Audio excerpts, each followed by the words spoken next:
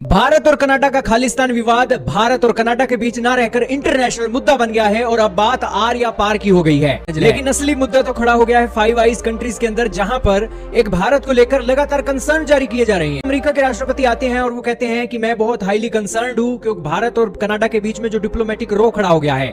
इसके अलावा यूके की सरकार भी आई है। यूके ने कहा है कि हम क्लोज कॉन्टैक्ट के अंदर है कनाडा के अंदर, भारत के साथ कोई क्लोज कॉन्टैक्ट नहीं है। तीसरी तरफ दोस्तों ऑस्ट्रेलिया ने कहा है, उन्होंने भी कंसर्न जारी कर दिया है कि कनाडा के एक जो क्लेम किया गया है भारत के ऊपर, इसके ऊपर हमारा भी कंसर्न है और इस मामले के ऊपर नजर हमारी भी बनी हुई है। सामने कम भारत और कनाडा का जो तनाजा था, जो कि एक सिख खालिस्तानी रहनुमा के कत्ल के बाद शुरू हुआ और जिस तरह G20 कॉन्फ्रेंस में आए हुए Canadian prime minister Justin Trudeau के साथ भारत में गैर पार्लिमानी और गैर सफारती सलूक किया गया, उसके असरात अब भारत और कनाडा से निकलकर दूसरे ममालिक यानी यूके, अमेरिका और ऑस्ट्रेलिया तक पहुंच चुके हैं। BBC की रिपोर्ट के मुताबिक अब नौबत यहां तक आन पहुंची है कि इन बड़े ममालिक को कनाडा या भारत में से किसी एक को चुनना पड़ेगा, क्योंकि इन बड़े ममालिक की तरफ से कनाडा के सपोर्ट में बाकायदा बयानात भी आ चुके हैं। अमेरिकन प्रेसिडेंट हो, यूके के प्राइम मिनिस्टर हो या फिर ऑस्ट्रेलिया की बड़ी सियासी शख्सियात, उन्होंने कनाडा के साथ इजहार यकजहती करते हुए तहकीकात को मजीद तेज करते हुए भारत को यह हदायत जारी की हैं कि वो सिख रहनुमा के कत्ल की तहकीकात में कनाडा का जो भी किरदार है उसमें उसकी मुकम्मल तौर पर मदद करे ताकि कल्प्रिट जितने भी हैं उन सबको कानून के कटहरे में लाया जा सके। कनाडा के वजारत खारजा का कहना था कि वज़ीर-ए-आज़म जस्टिन ट्रूडो ने यह मामला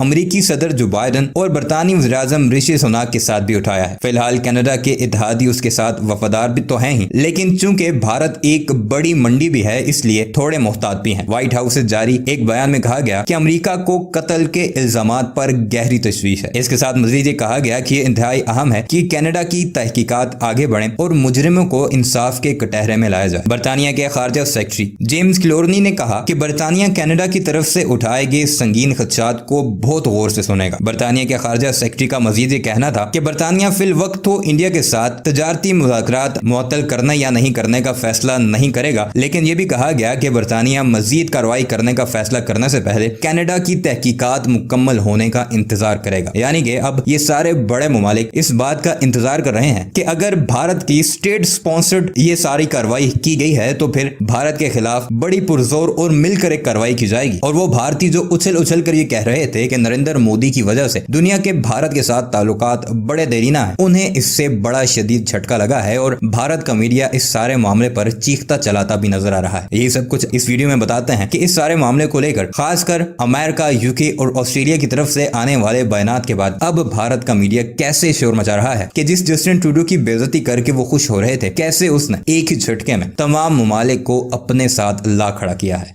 भारत और कनाडा का खालिस्तान विवाद भारत और कनाडा के बीच ना रहकर इंटरनेशनल मुद्दा बन गया है और अब बात आर या पार की हो गई है। दोस्तों, कनाडा के जो मंत्री हैं उनके पास भी इंडियन कम्युनिटी आ रही है और अपने सेंटीमेंट शेयर कर रही है और उन्हें बोल रही है कि कनाडा एक सेफ कंट्री नहीं है। चाहे हिंदू हो, चाहे सिख हो या फिर खालिस्तानी हो, वो सारे के सारे आज कह रहे हैं कि हम सेफ नहीं हैं कनाडा के अंदर। यही कारण है कि अनीता आनंद MP हैं, उन्होंने ये सारी बातें बोली और उन्होंने कहा कि हम आपको विश्वास दिलाते हैं कि आप सेफ हो और आप काम रहिए और इसी के साथ सारी सिचुएशन के ऊपर हमारी सरकार की नजर है। लेकिन असली मुद्दा तो खड़ा हो गया है फाइव आइज कंट्रीज के अंदर, जहां पर एक भारत को लेकर लगातार कंसर्न जारी किए जा रहे हैं। दोस्तों, अमेरिका के राष्ट्रपति आते हैं और वो कहते हैं कि मैं बहुत हाईली कंसर्न्ड हूं क्योंकि भारत और कनाडा के बीच में जो डिप्लोमेटिक रो खड़ा हो गया है। इसके अलावा यूके की सरकार भी आई है। यूके ने कहा है कि हम क्लोज कॉन्टैक्ट के अंदर है कनाडा के अंदर, भारत के साथ कोई क्लोज कॉन्टैक्ट नहीं है, कनाडा के साथ कांटेक्ट में है और ये एलिगेशन के ऊपर एक जो नजर है उनकी बनी हुई है। तीसरी तरफ दोस्तों ऑस्ट्रेलिया ने कहा है, उन्होंने भी कंसर्न जारी कर दिया है कि कनाडा के एक जो क्लेम किया गया है भारत के ऊपर, इसके ऊपर हमारा भी कंसर्न है और इस मामले के ऊपर नजर हमारी भी बनी हुई है।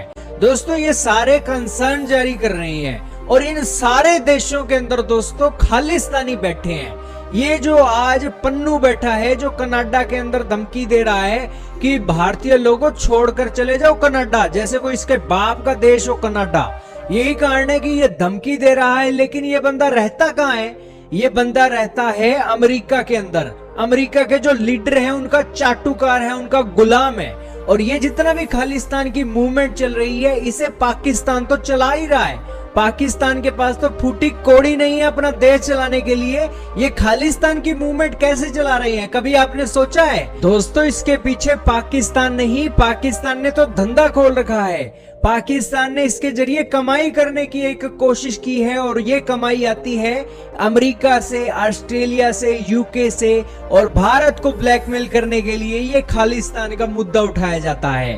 भारत जब जब कोई बड़ा इवेंट करता है या जब जब भारत के पास कोई ताकत आती है, तब तब भारत को ब्लैकमेल करने के लिए इसी तरीके के एक मुहिमों का सहारा लिया जाता है।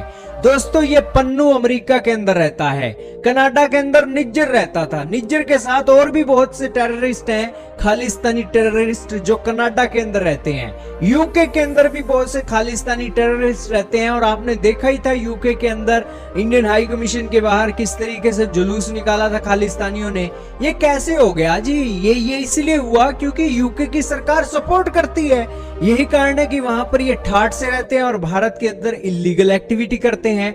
दोस्तों, आप एक एग्जांपल के जरिए देखिए, ओसामा बिन लादेन पाकिस्तान के अंदर, अफगानिस्तान के अंदर रहता था। उसने कभी वो वहां पर गया था अमेरिका के अंदर, लेकिन उसने इस तरीके की बमबारी करवाई और इतने लोग मरवा दिए। अमेरिका ने ना आव देखा ना ताव देखा, अफगानिस्तान के अंदर चढ़ दौड़ा और सारी तबाही मचा दी, और आखिरी में पाकिस्तान के अंदर आकर उसको ठोक दिया।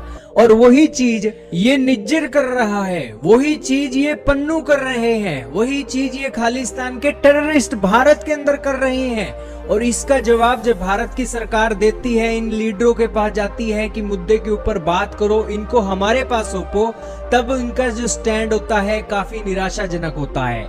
दोस्तों, इस पन्नू को भारत की सरकार ने इंटरपोल के जरिए नेट रेड नोटिस के चलते इसे एक टेररिस्ट घोषित करने की बात की, इसके खिलाफ रेड नोटिस जारी किया जाए। लेकिन ये इंटरपोल ने, जो अमेरिका की एक संस्था है, उसने कहा कि आपके पास सही प्रूफ नहीं है कि ये बंदा वाकई में ही रेड नोटिस वाला है। उसने इसके खिलाफ रेड नोटिस जारी करने से रोक दिया।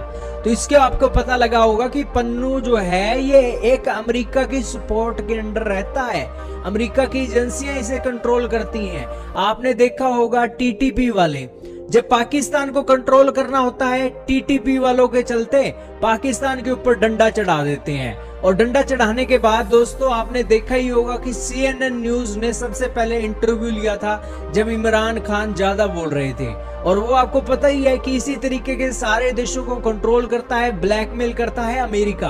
और जहां भी टेररिज्म की बात आती है, तो उस टेररिज्म के पीछे दोस्तों आपको कहीं ना कहीं ये अमेरिका नाम का देश दिखाई देगा, क्योंकि इसके हित जुड़े हुए हैं।